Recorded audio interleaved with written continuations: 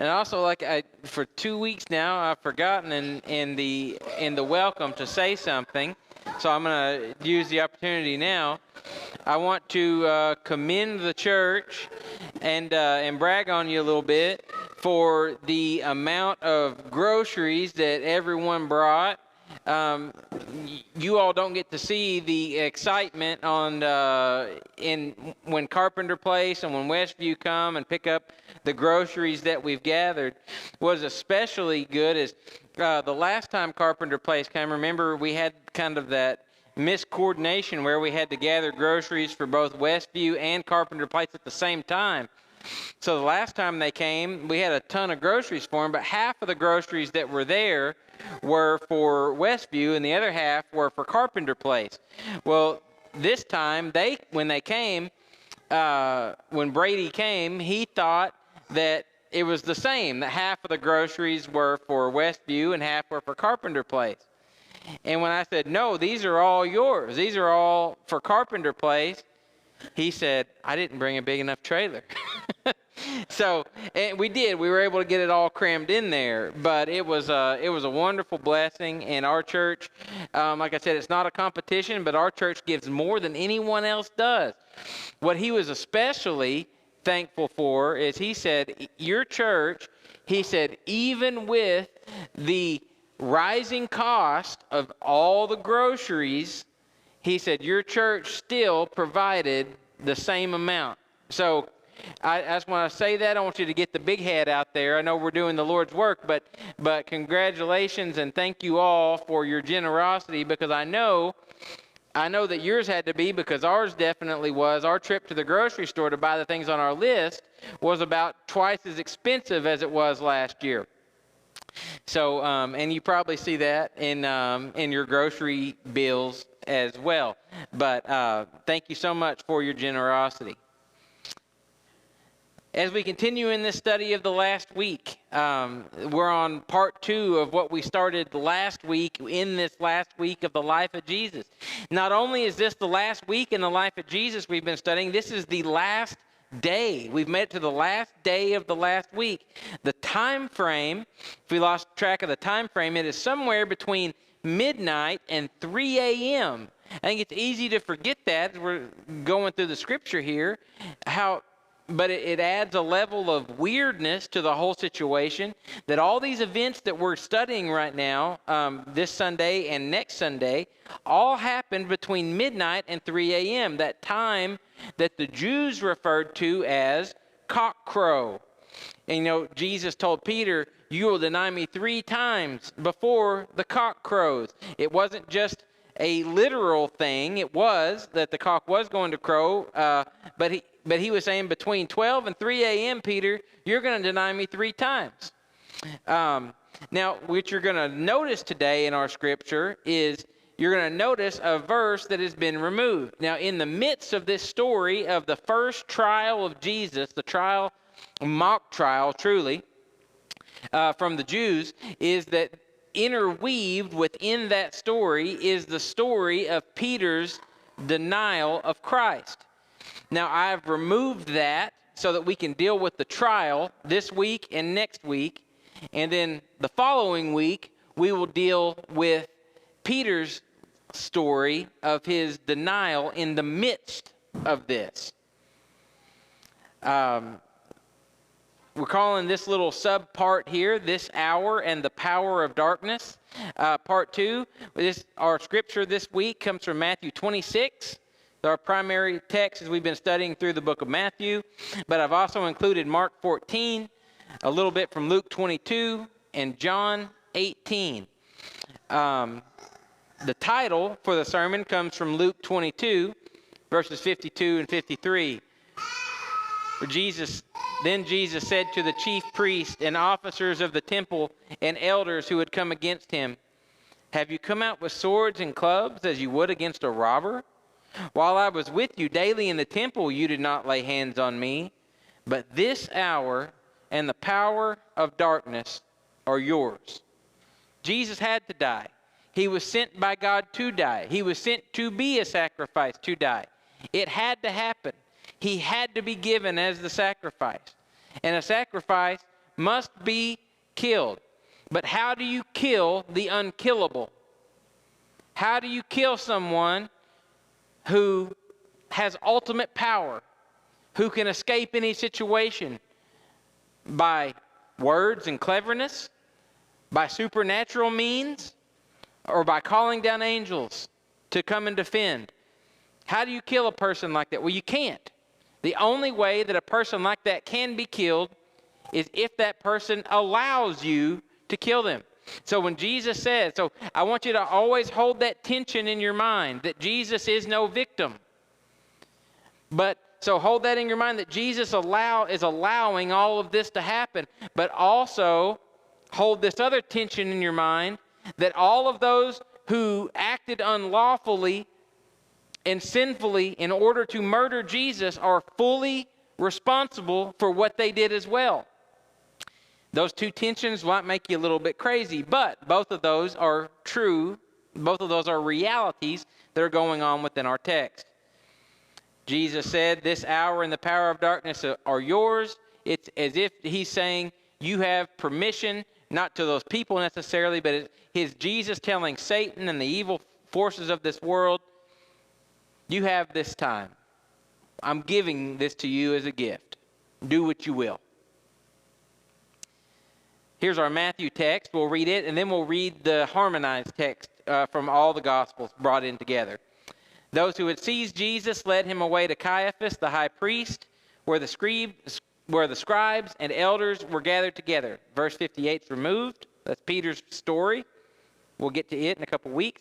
Verse 59, now the chief priest and the whole council kept trying to obtain false testimony against Jesus so that they might put him to death. They did not find any, even though many false witnesses came forward. But later on, two came forward and said, this man stated, I am able to destroy the temple of God and to rebuild it in 3 days. Here's our key. This will remain the same. Matthew's text will remain in black. Mark's is in red. Luke's is the green. And John is in blue. And let's look at the harmonized. So the Roman cohort and the commanders of the officers of the Jews arrested Jesus and bound him and led him to Annas first, for he was father-in-law of Caiaphas, who was high priest that year. The high priest then questioned Jesus about his disciples and about his teaching. Jesus answered him, I have spoken openly to the world. I always taught in the synagogues and in the temple, where all the Jews come together. And I spoke nothing in secret. Why do you question me? Question those who have heard what I spoke to them. They know what I said. When he had said this, one of the officers standing nearby struck Jesus, saying, is that the way you answer the high priest? Jesus answered him, if I have spoken wrongly, testify of the wrong. But if rightly, why do you strike me? So Annas sent him bound to the house of Caiaphas the high priest, where the scribes and elders were gathered together. Now the chief priest and the whole council kept trying to obtain false testimony against Jesus so that they might put him to death. They did not find any, even though many false witnesses came forward. For many were giving false testimony against him, but their testimony was not consistent.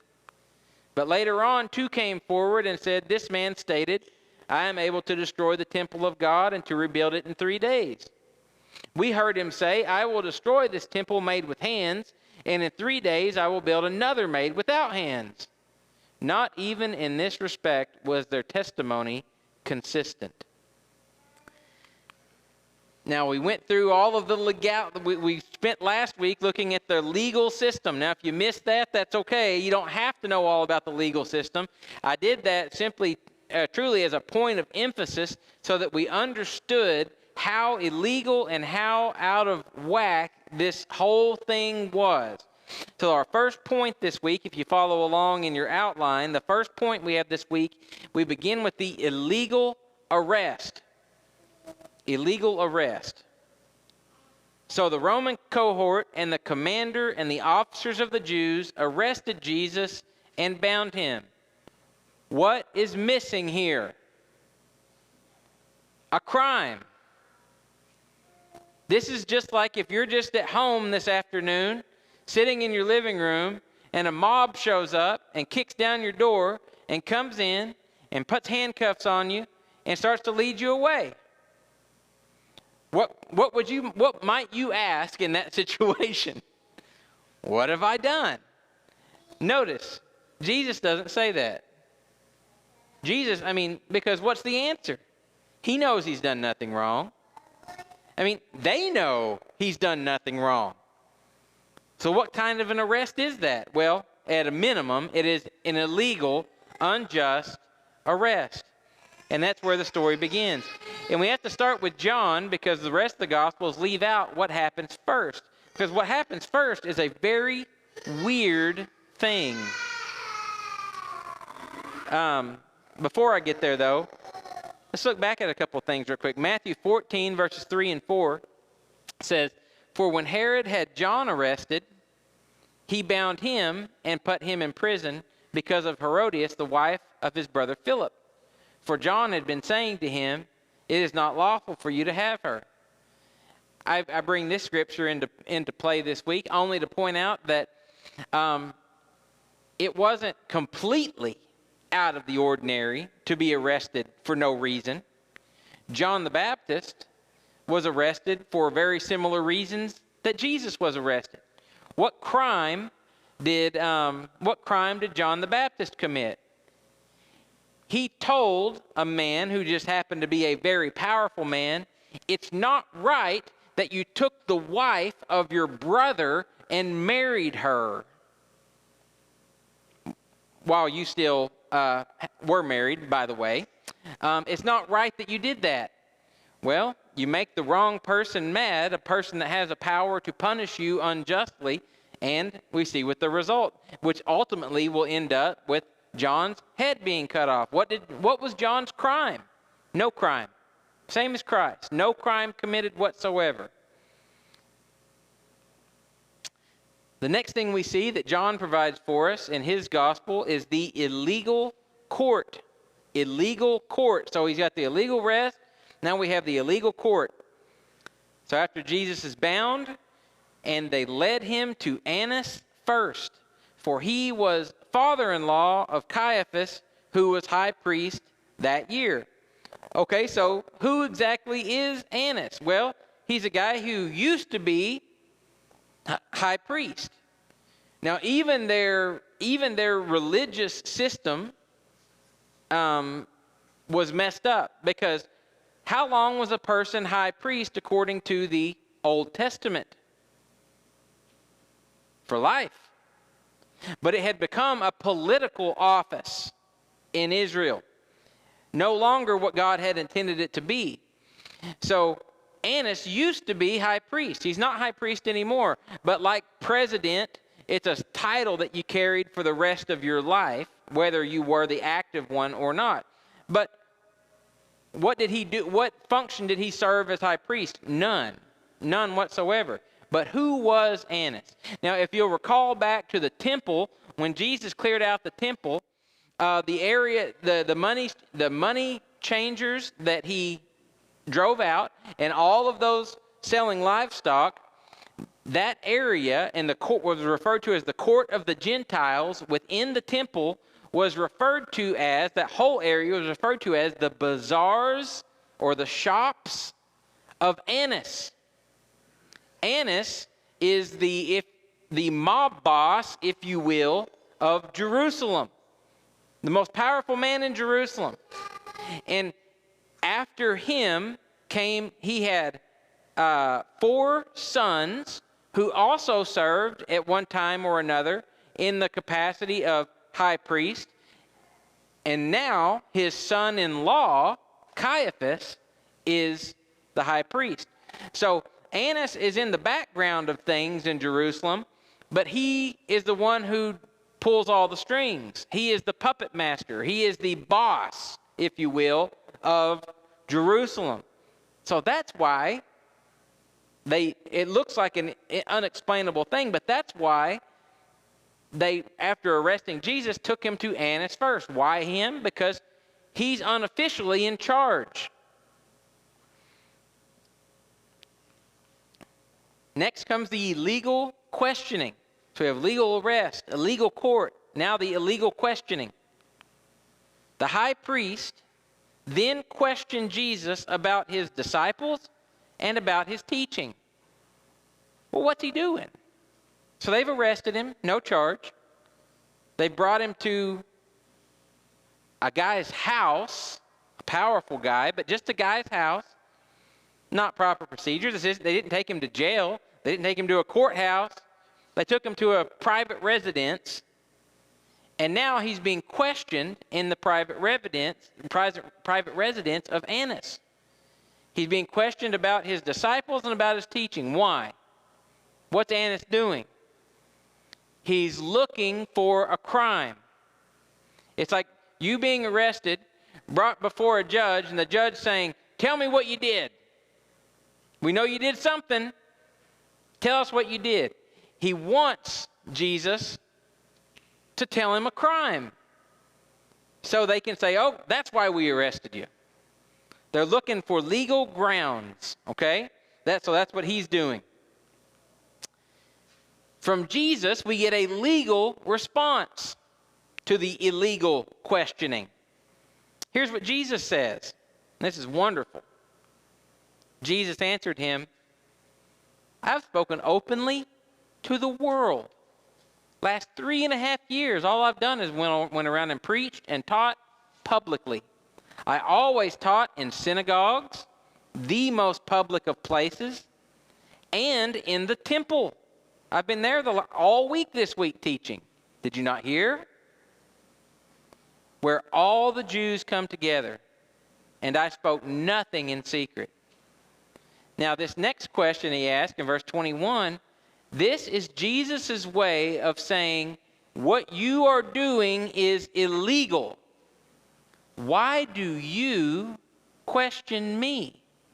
Remember what we learned last week? One thing that the judges were not allowed to do was to be prosecutors. So Jesus is saying, you're supposed to be a judge in this made-up mock court, right? Why are you doing the questioning? Judges aren't allowed to do that. The only time a judge was allowed to speak was in defense of the innocence of a person, never in any way to do with their guilt. So he's saying, why are you questioning me? You know this isn't right. It's not right for you to ask me questions. Then he says, here's what is legal. What would be a legal thing for you to do? Question those who have heard what I spoke. That's legal. You can do that. You can ask them questions. They know what I said. Ask them what I said. They'll tell you. It was also part of the law, and why Jesus said this, was a person never had to speak anything in court that incriminated them. We have that same thing in our court. You don't have to say anything in court that incriminates you. Jesus is saying, I'm not going to incriminate myself. I know what the law is. If you want to find something incriminating, find it.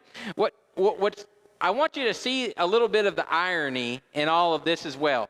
Jesus has to die. He knows he has to die. He knows he's going to die. He knows every detail about what his death is going to be like. Yet, Jesus does not make it easy on these guys.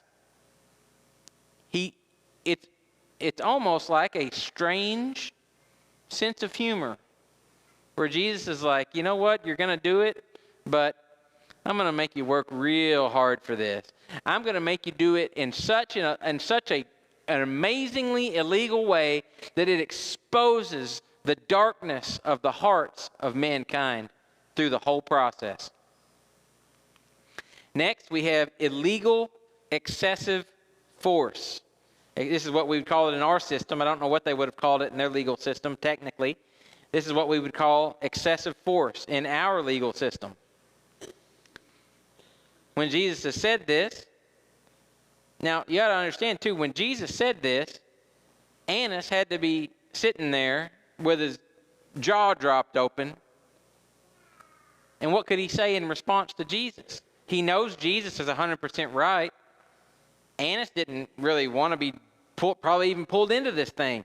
And here he is face to face with Christ, who he expects to be begging for his life, who he expects to be terrified. And here's Jesus looking at him, level-headed, not an ounce of fear in his eyes, and Jesus turns the questioning on him. Why are you questioning me?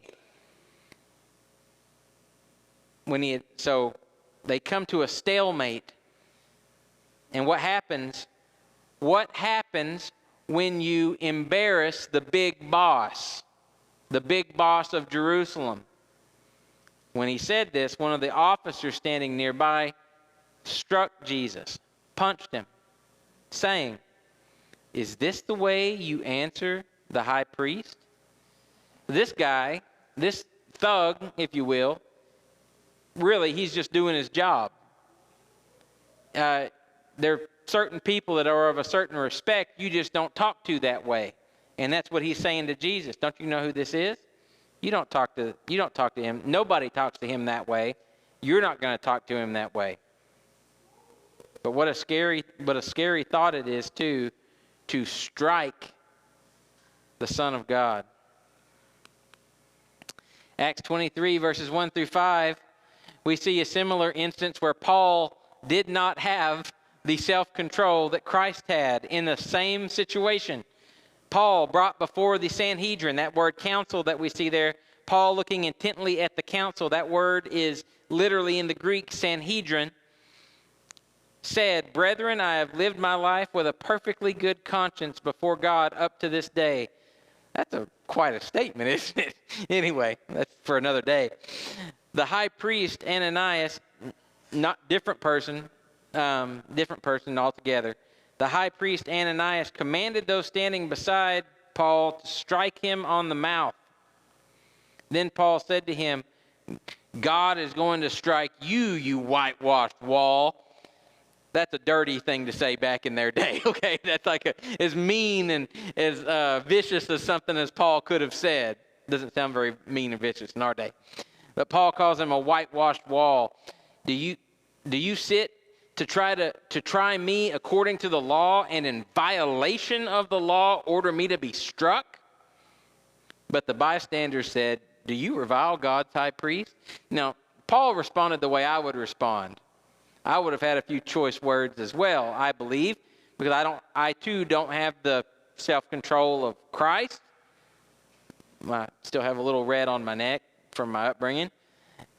But look at Paul's response when they tell Paul, "You speak that way to the high priest?"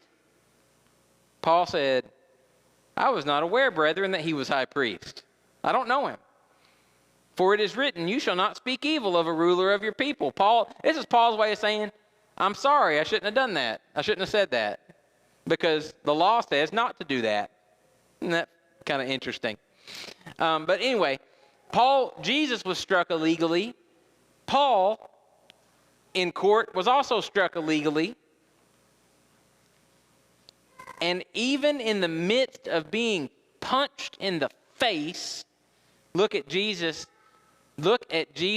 response. He has a legal response even, unlike Paul, who had an illegal response. Jesus answered him, the person who struck him, the guard there. He said, "If I've spoken wrongly, testify of the wrong. If I said something that wasn't true, you tell me right now what it was. What did I say that was not true? But if I spoke rightly, why do you strike me?"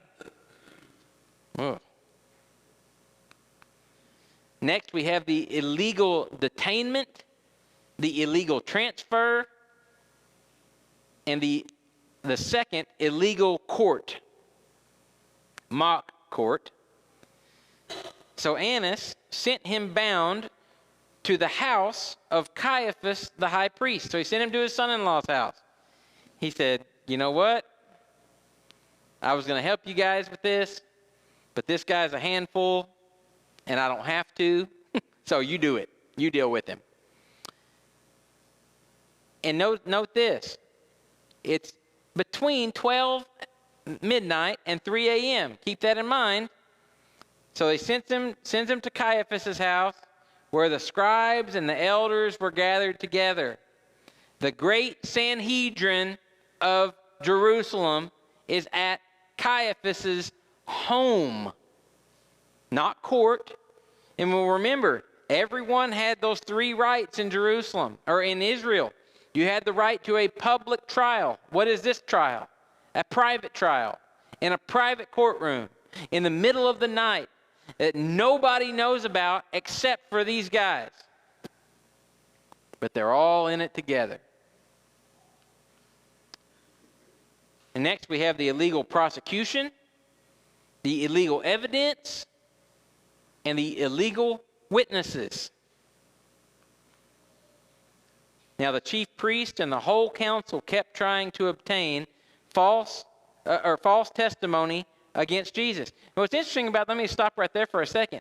Note, they understand that whatever testimony they get is going to be false. They don't believe that there's any dirt out there on Christ. And I want you to also see that this is one of the greatest Christian apologetics that exist. If someone was bound and determined to find dirt on West LaFleur, do you know what they would find? A lot of dirt. It's out there. Don't go looking. I fear of what you would find because it's there, okay? But despite all of the effort that they put into, and so how do you get dirt on someone? Well, you pay people. They weren't above paying people. They were extremely rich. They've already paid Judas to set this whole thing up for them, to feed Jesus into their hands, because they couldn't figure out a way to get their hands on him. So they've already paid Judas for that. Now they're paying people for some dirt. You got to give us something. You have to bring something to us. They know they're not going to get anything that's true. So they're trying to obtain false testimony so that they might put him to death. Now remember, anytime that testimony was not proven to be 100% true, the person who doing the testimony got the same sentence that they were trying to get to the other person. So every false witness that came forward, according to Deuteronomy, was deserving of and had the sentence of death for what they did. They did not find any. And to me, why I say this is one of the greatest apologetics in all of the Bible and for all of Christianity is that it was impossible to find any single thing that Jesus ever did wrong. He's the only person in the history of mankind that can be said for. Even though many false witnesses came forward. For many were giving false testimony against him. I mean, they wanted the money, right? But their testimony was not consistent. Here's what's also a great irony. It didn't bother them to break all these laws, but when it came to a certain particular laws, like the law of testimony, where the law said that the testimony had to be of the people that came, had to be identical in its nature. When they couldn't get people to give identical testimony, they said, oh, it's not good enough. We can't legally get him. Well, nothing else has been legal. Why do they care about that? So, but they had to, in their own hearts and in their own minds, they had to find a way to justify what they were doing because they had to believe. Nobody was going to go to bed that night believing that they were a bad guy. They had to convince themselves that they were the heroes of this story, that they were the good guys, and that Christ was the criminal, that he was the bad guy. Problem was they couldn't come up with anything.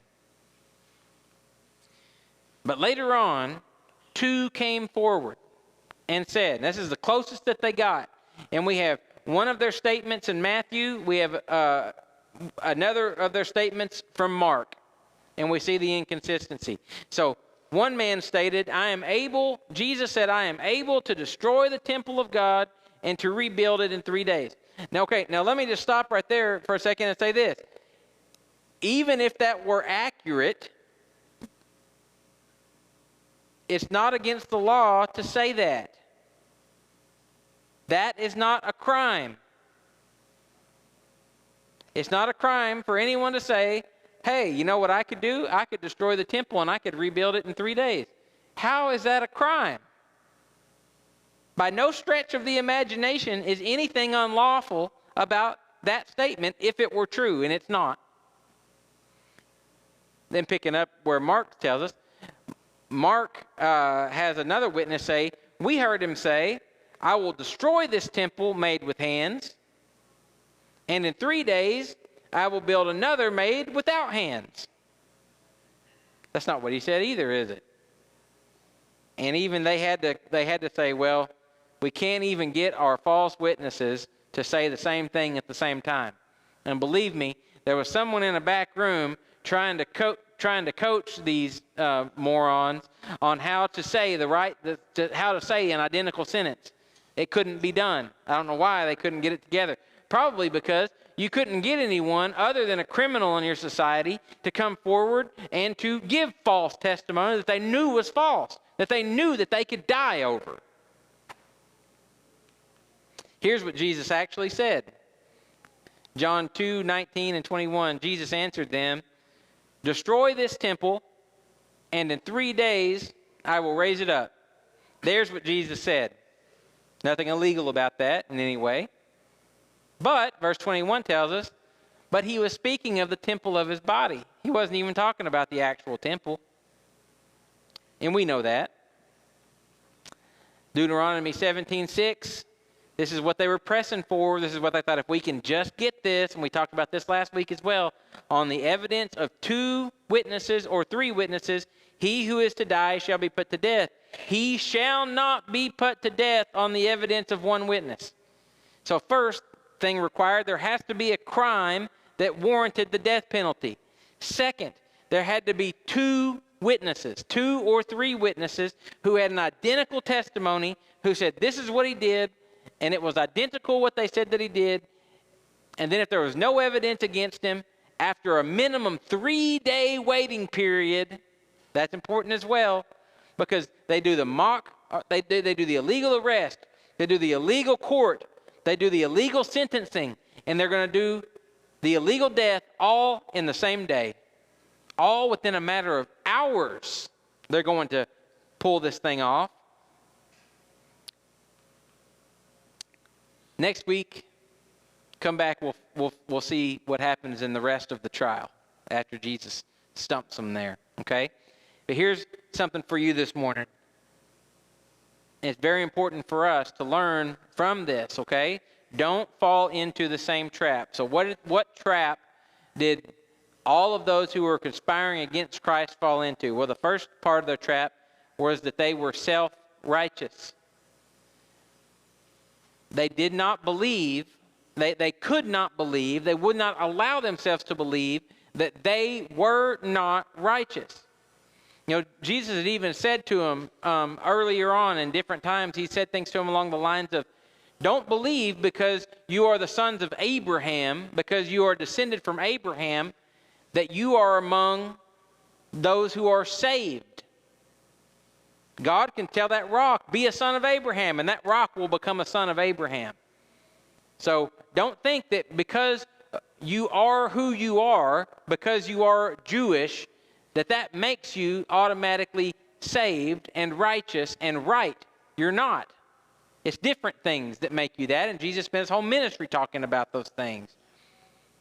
So they were self-righteous. They could not see. They were blinded to the righteousness, true righteousness, the righteousness of Christ. Next, they were self-deceived. We were talking about this in our Sunday school class this morning. Who's the hardest person in the world to evangelize to? The hardest person in the world to evangelize to is the person who believes that they are saved but are not saved. No one comes to Christ who doesn't see the need in their life for Christ. How do you save a person like that? There's only one way. You expose them to the light of Jesus through the Word of God. That's the only way people will ever see the light, is to be exposed to the light. My cleverness, that's not the light. Evangelistic programs, that's not the light. The light is being exposed to the living Word of God that has power to penetrate the heart. The only thing that cuts through self-deception. And last part of the trap that we're not to fall into is self-justification. Now, if they would have stopped, now remember in their courts they had auditors. What were the auditors there for? To make sure that everything that they were doing through the whole legal process was according to the law. Where are the auditors now? If someone would have said, guys, stop. What if this is the Son of God? You know, everything we're doing is illegal. Every single thing we've done up to this point is illegal. The thought had to cross someone's mind at some point, or more than one person's mind. We've arrested someone and we don't have a crime. We've brought him to court at a place that's not the courthouse. We're meeting illegally in the middle of the night. This guy's been punched in the face by an officer of the court. That's illegal. The line of questioning, we're prosecuting him. We're not prosecutors. That's illegal. Every single part of this is messed up. If he's really committed a crime, let's try him for a crime. But we can't continue with this line of action. But and here's what they believed. The end justifies the means. This guy is evil. He must die. So we're going to kill him no matter what it takes to kill him, no matter how many laws we have to break to kill him, because we will do the world a justice and a service if we can just put him to death. Things will go back to the way they were, and everything will be all right. We just have to get rid of him.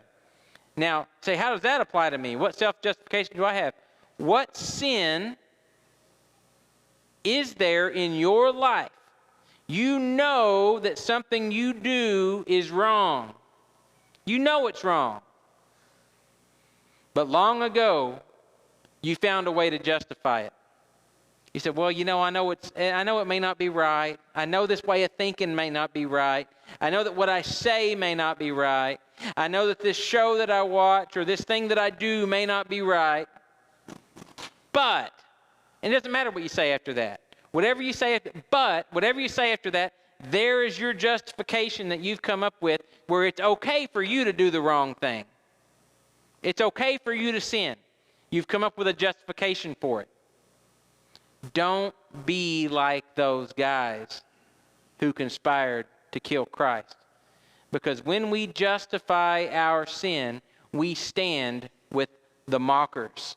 We stand in that illegal court and we point at Christ and say, you know what? You're the one that's wrong. Not me. You're the one that's wrong. Don't do that.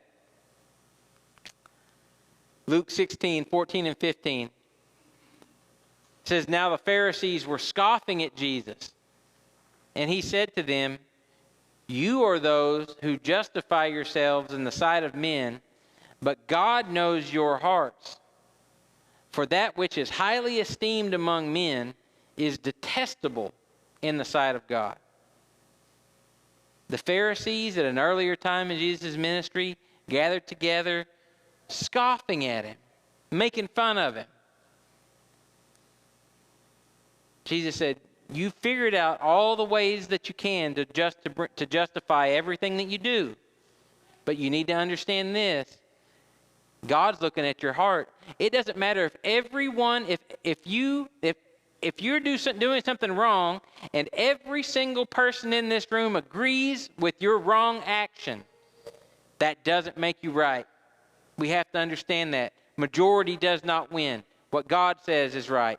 God looks at your heart. Because men may highly esteem you, but you may be detestable in the sight of God for what you've done. This morning, court is still in session. Jesus is still on trial. Here today, are there any final witnesses? Are there any here today who would stand for Christ if you never have before? Who will stand for Christ and say, I don't believe what they say, what those guys did. I believe that Jesus is the Christ, the Son of God. Would you confess him today? Would you put him on in baptism today? Would you follow him with all your heart for the rest of your life as a living testimony that what these guys did at this time in history was wrong? Will you stand with Christ? If there's any who would come today, please come forward as we stand and as we sing.